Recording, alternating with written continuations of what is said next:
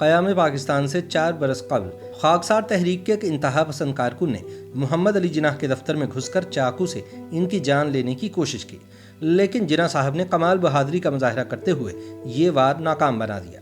اس ناکام واردات کے بعد خاکساروں کے قائد علامہ عنایت اللہ مشرقی نے حملہ آور رفیق مزنگوی سے مکمل لاتعلقی کا اعلان کیا، جس سے یہ تاثر پختہ ہوا کہ خاکسار تحریک والے اپنے سیاسی مخالف محمد علی جناح کے قتل کی سازش کے ماسٹر مائنڈ تھے، ورنہ علامہ مشرقی اس حملے کو فرد واحد کا انفرادی فعل قرار دے کر بھی اپنی ساکھ بچا سکتے تھے۔ 26 جولائی سن 1943 کی دوپہر محمد علی جناح ممبئی میں ماؤنٹ پلیزنٹ روڈ پر اپنے گھر میں قائم آفس میں کام کر رہے تھے جب ایک اجنبی نے چاقو سے ان پر حملہ کر دیا۔ جناح صاحب نے جان بچانے کے فطری جذبے کے تحت اپنا بایاں ہاتھ اٹھایا اور حملہ آور کی کلائی پکڑ لی، جس کا نتیجہ یہ نکلا کہ حملے کا زور ٹوٹ گیا۔ چونکہ حملہ آور جوان آدمی تھا، اس نے زور لگایا اور اپنے ہاتھ کو جھکا کر چاقو کی نوک کو محمد علی جناح کی ٹھوڑی تک لے گیا۔ نتیجتاً جناح صاحب زخمی ہو گئے، لیکن اس دوران ان کا سٹاف بھی شور سن کر ان کے کمرے میں آ گیا۔ سب نے مل کر حملہ آور کو دبوچ لیا اور اس سے چاقو چھین لیا۔ عارضی مرہم پٹی کے بعد جناح خاندان کے موالد ڈاکٹر مسینہ اور پولیس کو اطلاع دے دی گئی۔ تھوڑی دیر بعد گامدیوی پولیس اسٹیشن کے انگریز انسپکٹر ولیم جارج کیلبن اپنے عملے کے ساتھ جناح صاحب کے بنگلے پر پہنچ گئے اور جناح ہاؤس کے ملازمین کی تحویل میں موجود ملزم کو اپنی حراست میں لے لیا۔ جناح صاحب پر اس قاتلانہ حملے اور بعد ازاں مقدمے کی رودات قائد اعظم محمد علی جناح کے بھانجے اکبر پیر بھائی نے اپنی کتاب جناح فیسز این اسیسینیشن میں قلم بند کی ہے۔ پولیس کو تحقیقات سے معلوم ہوا کہ حملہ آور کا اصل نام محمد صادق تھا، جبکہ وہ رفیق صابر مزنگوی کے نام سے مشہور تھا۔ وہ مجلس احرار، خاکسار تحریک اور اتحاد ملت جیسی جماعتوں کا متحرک کارکن رہ چکا تھا۔ رئیس احمد جعفری نے اپنی کتاب قائد اعظم اور ان کا عہد میں لکھا ہے کہ یہ وہ زمانہ تھا جب خاکسار مسلم لیگ اور قائد اعظم محمد علی جناح کے خلاف ہمتاً جہاد بن گئے تھے اور انہوں نے یونینسٹوں سے ساز باز، کانگریس سے یارانہ اور احرار سے میل جول شروع کر دیا تھا اور مسلم لیگ کے خلاف ایک محاذ قائم کر دیا تھا۔ ہیکٹر بولیتو نے اپنی کتاب جناح معمار پاکستان میں لکھا ہے کہ سن 1943 کی گرمیوں میں کچھ دن کے لیے جناح صاحب کے انہماک میں خلل پڑ گیا۔ خاکسار جو ازل سے ان کے مخالف تھے اب دشمنی پر اتر آئے اور ان کے لیے اچھا خاصا خطرہ بن گئے۔ انہوں نے ملک کے مختلف حصوں سے جناح صاحب کو بے شمار خطوط لکھے جن میں ان پر یہ بے بنیاد الزام لگایا گیا کہ انگریزوں کے خلاف کانگریس کا ساتھ نہ دے کر انہوں نے مسلم قوم سے غداری کی ہے۔ ان کے پاس کبھی تو ایک دن میں 50 تار خطوط اور پوسٹ کارڈ آ جاتے جن میں ان پر تنقید کی جاتی اور قتل کی دھمکیاں تک دی جاتی۔ جناح صاحب پر حملہ کرنے والا رفیق صابر مزنگوی 6 جولائی کو ممبئی آیا، جہاں اس نے ایک مسافر خانے میں قیام کیا۔ اس نے اپنی جعلی شناخت بنا کر ممبئی آنے کا مقصد اپنے بھائی کی تلاش بتایا اور اپنے معروف نام کی بجائے اپنے اصل نام رجسٹر میں محمد صادق کے نام سے دستخط کیے۔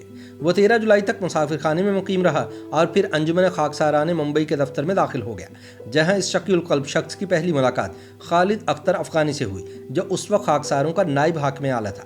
رفیق صابر مزنگوی نے اسے بتایا کہ وہ خاکسار ہے اور علامہ عنایت اللہ مشرقی کا لٹریچر فروخت کرتا ہے۔ اس کے پاس سرخ خاکسار بیج بھی موجود تھا، خاکی وردی بھی اور علامہ کا فوٹو بھی ہر وقت اس کے بٹوے میں موجود رہتا تھا۔ جناح صاحب اس زمانے میں کراچی اور بلوچستان کے دورے کے سلسلے میں ممبئی سے باہر تھے، اس لیے رفیق صابر مزنگوی کے پاس انتظار کے سوا اور کوئی چارہ نہ تھا۔ جناح صاحب 23 جولائی سن 1943 کو ممبئی واپس تشریف لائے۔ ریلوے اسٹیشن پر ان کا استقبال کرنے والے ہزاروں افراد میں رفیق صابر مزنگوی بھی موجود تھا۔ اگلے روز اس نے ایک سیاسی چال کے تحت قدرت اللہ کے نام سے مسلم لیگ کی رکنیت حاصل کر لی اور فارم کو اپنی جیب میں رکھ لیا۔ اسی دن اس نے ایک چاقو حاصل کیا اور اس کی دھار تیز کروائی۔ 2 دن بعد وہ اپنے منصوبے کے تحت جناح صاحب کی قیام گاہ پر پہنچا اور قاتلانہ حملہ کر دیا۔ جناح صاحب پر حملے کا ہندوستان بھر سے شدید رد عمل آیا۔ اخبارات نے اس خبر کو شہ سرخیوں میں شائع کیا اور مذمتی اداریہ تحریر کیے۔ حملے کے اگلے دن اخبارات میں علامہ مشرقی کا ایک بیان شائع ہوا جس میں انہوں نے رفیق صابر مزنگوی کے متعلق لکھا کہ وہ خاکسار نہیں ہے۔ روزنامہ انقلاب نے 29 جولائی 1943 کو اپنے اداریے میں لکھا کہ اب یہ امر محتاج ثبوت نہیں رہا کہ محمد علی جناح پر قاتلانہ حملہ کرنے والا نوجوان لاہور کا ایک معروف خاکسار ہے اور مزنگ کے لوگ اس کو اچھی طرح جانتے ہیں۔ انقلاب نے مزید لکھا کہ اس نوجوان نے جو حرکت کی وہ کسی عقیدت مند کی حرکت تو نہیں ہو سکتی، دشمن ہی سے سرزد ہو سکتی ہے۔ اخبار کے اداریے کے مطابق اس خاکسار نے محمد علی جناح پر حملے سے پہلے یہ بھی کہا تھا کہ ہم نے آپ کو ہزاروں خطوط اور تار بھیجے لیکن کوئی فرق نہیں پڑا، لہٰذا اب میں خود آیا ہوں تاکہ آپ سے زبانی جواب طلب کروں۔ مورخین کا سوال ہے کہ رفیق صابر مزنگوی کے خاکسار ہونے کے باوجود علامہ مشرقی نے یہ بیان کیوں دیا کہ وہ خاکسار نہیں تھا؟ اگر ان میں کوئی سیاسی بصیرت ہوتی تو وہ کہہ سکتے تھے کہ یہ ایک فرد واحد کا انفرادی فعل ہے اور فرد کا قصور جماعت کا قصور نہیں ہوا کرتا، مگر چور کی داڑھی میں تنکے کے مصداق علامہ صاحب بھڑک اٹھے اور فوراً کہہ دیا کہ یہ حملہ آور خاکسار نہیں۔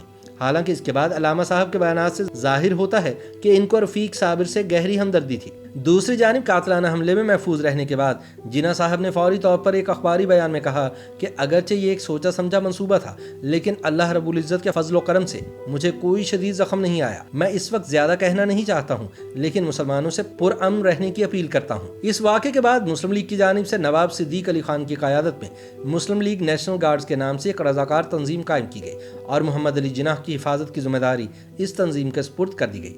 8 ستمبر سن 1943 کو حملے کے ملزم رفیق صابر مزنگوی پر قاتلانہ حملے کے الزام میں مقدمے کا آغاز ہوا، جس میں خود جناح صاحب نے بھی گواہی دی۔ ملزم نے بھی جناح صاحب پر جرح کی اور ان سے غیر متعلقہ سوالات پوچھے، مثلا انہوں نے مسلم لیگ کے لیے کتنا روپیہ وصول کیا اور اسے کس طرح خرچ کیا، یا انہوں نے جو سوٹ پہن رکھا ہے وہ کتنی مالیت کا ہے۔ مقدمے کی کارروائی تقریباً 2 ہفتے جاری رہی۔ 4 نومبر سن 1943 کو عدالت کے سربراہ جسٹس بلیکڈن نے جیوری کے اراکین کے اتفاق سے ملزم رفیق صابر مزنگوی کو محمد علی جناح پر قاتلانہ حملے کا مجرم ٹھہرایا اور 5 برس قید بامشقت کی سزا سنا دی۔